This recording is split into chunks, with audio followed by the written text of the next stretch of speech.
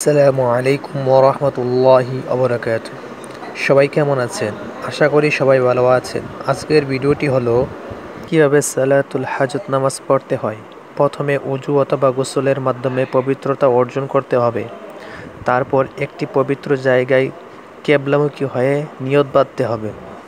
নিয়তটি হলো নাওয়াইতু আন সলিল্লাহি তাআলা রাকাতে ইসনাইনে সলাতুল হাজত সুন্নত রসুলিল্লাহি সাল্লাল্লাহু আলাইহি ওয়াসাল্লাম মুতাওয়াজ্জিহাতি ইলা জিহাতিল কাবাতিশ শরীফাতি আল্লাহু আকবার।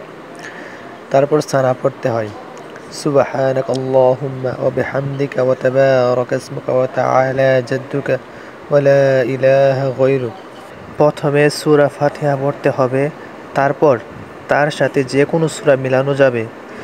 তারপর সাধারণ নামাজের মতো নামাজ শেষ করতে হবে। তারপর আল্লাহ তাআলার প্রশংসা এবং নবীজি সাল্লাল্লাহু আলাইহি ওয়াসাল্লাম এর উপর দুরূদ পড়ে নিজের দরকারি জিনিসগুলো আল্লাহ তাআলার কাছে চাইবে।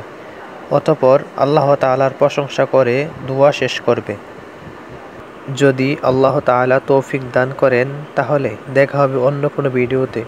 আজ এই পর্যন্তই। সবাই ভালো থাকবেন। আসসালামু আলাইকুম ওয়া রাহমাতুল্লাহি ওয়া বারাকাতুহু।